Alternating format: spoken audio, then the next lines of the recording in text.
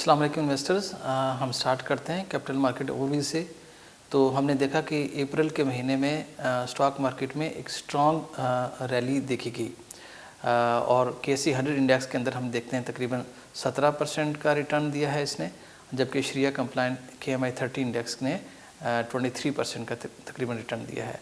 इससे पहले हम देखें जो लास्ट मंथ था वो बहुत ही डिसमेल परफॉर्मेंस दी स्टॉक मार्केट ने, जहाँ पे शरिया कंप्लाइंट KMI 30 इंडेक्स के अंदर 24% का डिक्लाइन हुआ, जबकि KSE 100 इंडेक्स के अंदर हमने 23% का डिक्लाइन देखा। अगर हम पिछले महीने की परफॉर्मेंस से थोड़ी सी बात कर लें तो ज़ाहिर प्राइमरीली जो रीज़न नज़र आती है वो कोरोना वायरस का जो स्प्रेड है उसके ऊपर जो इसका इम्पैक्ट इकोनॉमी के ऊपर आ रहा है, उसकी वजह से एक पैनिक सेलिंग हमने लास्ट मंथ के अंदर देखी और एक बहुत बड़ा डिक्लाइन इसके नतीजे में हमें स्टॉक मार्केट में नज़र आया। जबकि जिसकी वजह से मार्केट के जो लेवल्स हो गए थे वो काफ़ी ज़्यादा अट्रैक्टिव हो गए थे, जो जब क्योंकि जो हम यही देखते हैं कि जो डैमेज है, इकोनॉमिक डैमेज, वो यही है कि जो एक्सपर्ट्स भी कह रहे हैं कि वो शॉर्ट लिव्ड होगा और जैसे ही ये लॉकडाउन की सिचुएशन लिफ्ट होगी उससे दोबारा से इकॉनमी नॉर्मलिटी की तरफ जाएगी ऑब्वियसली, लेकिन ये ग्रेजुअल प्रोसेस होगा।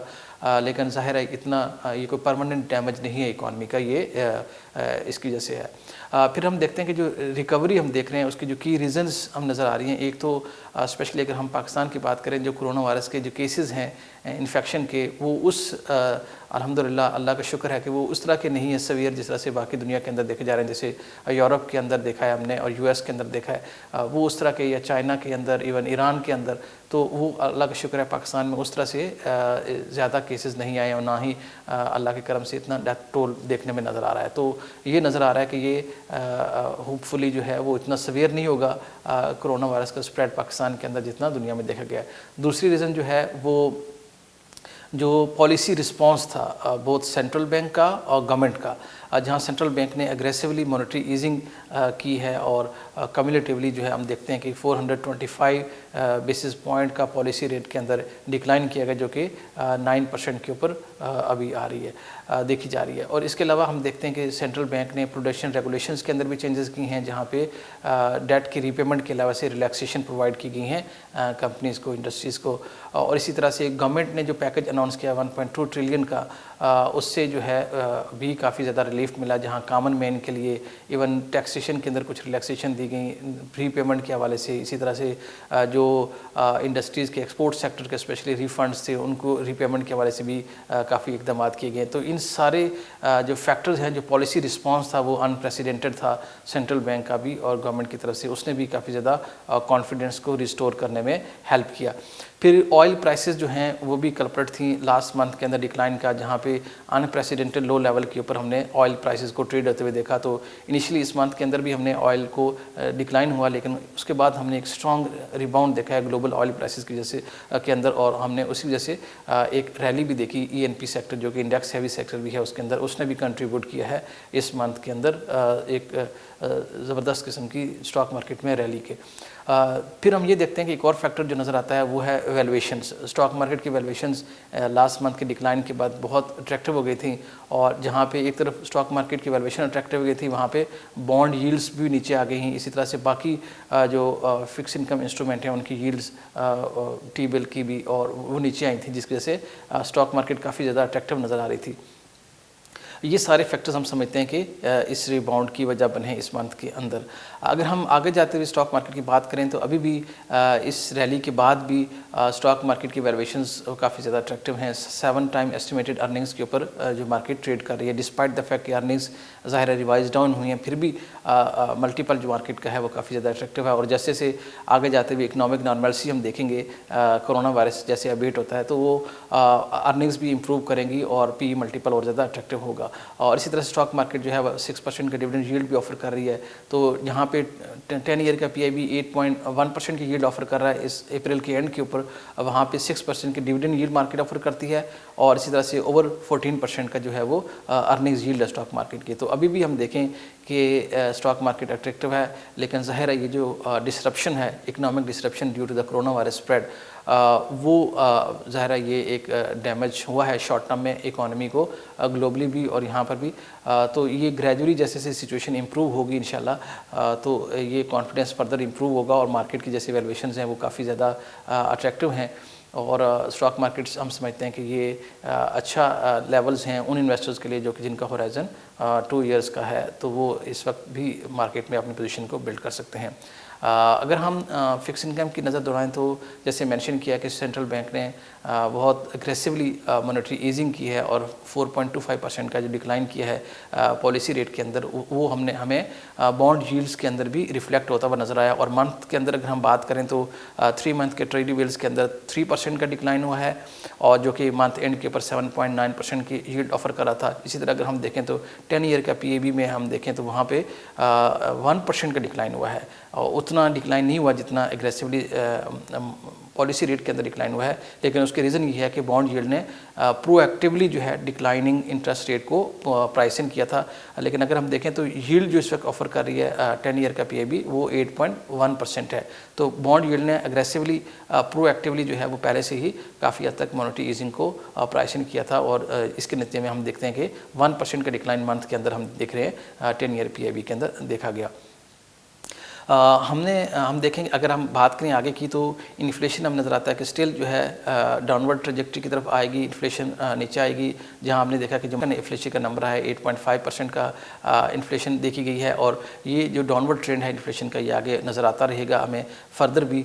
और इसके साथ साथ ही हम देखते हैं कि हमारा व्यू है कि नियर टर्म के अंदर फर्दर 200 बेसिस पॉइंट की डिक्लाइन हम देख सकते हैं पॉलिसी रेट के अंदर सेंट्रल बैंक की। जैसे एक तो कि उसके रीज़न क्या है, उसके रीज़न एक तो यह है कि इन्फ्लेशन जैसे मेंशन किया वो नीचे आ रही है। इसी तरह से जो ऑयल प्राइसेस हैं वो भी काफ़ी नीचे आई हैं। गवर्नमेंट ने एक सिग्निफिकेंट बेनिफिट जो है वो पास ऑन किया है रिटेल फ्यूल प्राइसेस के जो है उसमें कमी की सूरत में। और इसके साथ हम देखते हैं कि करेंसी में भी स्टेबिलिटी है, जिसकी वजह से जिसका जो पॉजिटिव इम्पैक्ट है ज़रा इन्फ्लेशन के ऊपर। जब करेंसी डिवैल्यू होती है तो वो इम्पोर्टेड इन्फ्लेशन क्रिएट होती है। और इसी तरह से हम देखते हैं कि जो कि नज़र आ रहा है कि एक्सटर्नल अकाउंट की पोजीशन भी काफ़ी ज़्यादा अब स्टेबल नज़र आ रही है। ऑयल प्राइसेस के डिक्लाइन की वजह से जो है ना वो काफ़ी ज़्यादा हमें बेनिफिट है। आल दो कि हमारे एक्सपोर्ट्स भी कुछ हर्ट होंगी और वर्कर रेमिटेंसेस में भी कुछ इम्पैक्ट आएगा, लेकिन नेट हमें नज़र आता है कि ये करंट अकाउंट की सिचुएशन हमारी बेहतर रहेगी। और इसके साथ हमने देखा कि IMF ने भी एक इमरजेंसी फंडिंग प्रोवाइड की है पाकिस्तान को $1.4 बिलियन की। तो इससे भी एक्सचेंज रिजर्व्स के अंदर भी जो प्रेशर था उसमें ईज़ ऑफ होते नज़र आया और करेंसी में भी स्टेबिलिटी नज़र आई। तो ये सारे फैक्टर्स हमें नज़र आते हैं कि सेंट्रल बैंक इनके सामने रखते हुए और जो इकोनॉमिक स्लो डाउन है उसकी वजह से फर्दर हमें नज़र आता है कि 200 बेसिस पॉइंट तक की हम कमी देख सकते हैं। ये जो एक ट्रिगर होगा स्टॉक मार्केट के लिए भी आगे जाते हुए। और यही जो है ना हम देखते हैं कि जो बॉन्ड यील्ड्स हैं इन चीज़ों को रिफ्लेक्ट कर रही हैं, मॉनेटरी ईजिंग को रिफ्लेक्ट कर रही हैं, T-बिल की यील्ड भी और PAB की यील्ड भी। हमने अपने पोर्टफोलियो को अकॉर्डिंगली हमने रिकैलिब्रेट किया है based on our view on interest rate and economy. अगर हम मूव ऑन करें और अपने जो हमारे की फंड्स हैं उनकी परफॉर्मेंस की बात करें तो हम स्टार्ट करेंगे NVP मनी मार्केट फ़ंड से। जैसे नाम से ज़ाहिर है ये मनी मार्केट कैटेगरी में फ़ंड आता है जो प्राइमरीली AAA ट्रेजरी बिल्स के अंदर और AA रेटेड के बैंक्स में सरमायाकारी करता है। अगर हम परफॉर्मेंस देखें तो अप्रैल के महीने में हमारे इस फंड ने 14.8% का एनुअलाइज रिटर्न पोस्ट किया है। फिस्कल ईयर टू डेट में इसकी परफॉर्मेंस 13.7% पर एनम रही है, जबकि सिंस इंसेप्शन से इसने अपने इन्वेस्टर्स को 8.4% का सालाना शरह मुनाफा दिया है। नेक्स्ट जो हमारा की फंड है वह NVP फाइनेंशियल सेक्टर फंड। ये इनकम कैटेगरी में आता है हमारा ये फ़ंड, लेकिन ये एक स्पेशलाइज्ड फ़ंड है जो कि जिसको अपने सरमाया का ओवरऑल एसेट का 70% तक जो है वो फाइनेंशियल सेक्टर की सिक्योरिटीज़ में और बैंक डिपॉजिट की फॉर्म में प्लेस करना होता है। अप्रैल के महीने में हमारे इस फंड ने 15.8% का सालाना शरह मुनाफा दिया है। फिस्कल ईयर टू डेट में इसकी परफॉर्मेंस 13.9% पर एनम रही है, जबकि सिंस इंसेप्शन से इसने 9.2% का सालाना शरह मुनाफा दिया अपने इन्वेस्टर्स को। नेक्स्ट जो हमारा की फ़ंड है वह NVP महाना आमदनी फ़ंड। ये फ़ंड जो है इसका ऑब्जेक्टिव है उन क्लाइंट के लिए हम ये सूटेबल है जिनको माहाना बेसिस के ऊपर जो है एक इनकम चाहिए होती है, स्ट्रीम ऑफ इनकम चाहिए होती है, उसके लिए सूटेबल है। ये प्राइमरी जो है ये बैंक डिपॉजिट के अंदर सरमायाकारी करता है। अप्रैल के महीने में हमारे इस फंड ने 13.2% का सालाना शरह मुनाफा दिया। फिस्कल ईयर टू डेट में इसकी परफॉर्मेंस 13.5% पर एनम रही है, जबकि सिंस इंसेप्शन से इसने 8.9% का एनुअलाइज रिटर्न पोस्ट किया है। नेक्स्ट जो हमारा की फ़ंड है वह NVP इस्लामिक महाना आमदनी फ़ंड। ये शरिया कंप्लाइंट फ़ंड है और इसका ऑब्जेक्टिव भी है और जो माहाना बेसिस के ऊपर इनकम स्ट्रीम जो है वो प्रोवाइड करना इन्वेस्टर्स को। अप्रैल के महीने में इस फंड ने 8.8% का सालाना शरह मुनाफा दिया है। फिजिकल टू डेट में इसकी परफॉर्मेंस 12.4% पर एनम रही है, जबकि सिंस इंसेप्शन से इसने 11.3% का एनुअलाइज रिटर्न दिया है। नेक्स्ट जो हमारा की फ़ंड है वो एनपी सरमाया इजाफा फ़ंड। ये फ़ंड जो है वो एसेट एलोकेशन कैटेगरी में आता है और ये मनी मार्केट में, फिक्स इनकम में और स्टॉक मार्केट में सरमायाकारी करता है। अप्रैल के महीने में इसकी नेट एसेट वैल्यू में 11% का इजाफा हुआ, जबकि फिजिकल टू डेट में अगर हम देखें तो इसने 8.1% का रिटर्न दिया है अपने इन्वेस्टर्स को, जबकि सिंस इंसेप्शन में इसकी परफॉर्मेंस 13% पर एनम रही है। नेक्स्ट जो हमारा की फ़ंड है वो है एनवीपी इस्लामिक सरमाया इजाफा फ़ंड।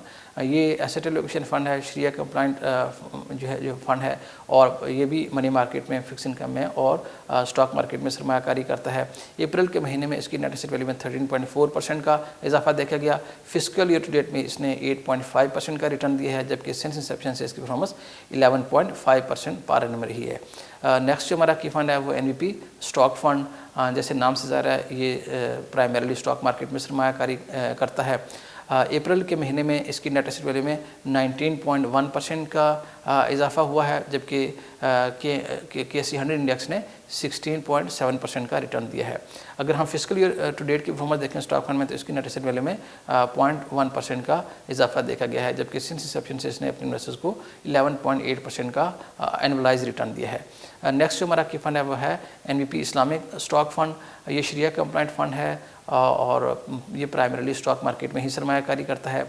अप्रैल के महीने में इसकी एसेट वैल्यू में 23.3% का इजाफा हुआ है, in line with the increase in KMI 30 index, जबकि फिजिकली टू डेट में अगर हम देखते हैं तो इसने 4.6% का रिटर्न दिया है अपने इन्वेस्टर्स को। सिंस इंसेप्शन से अगर हम देखें तो इसने 3.7% का एनुअलाइज रिटर्न देखा गया है versus 1.1% annualise increase in the stock market KMI 30 index.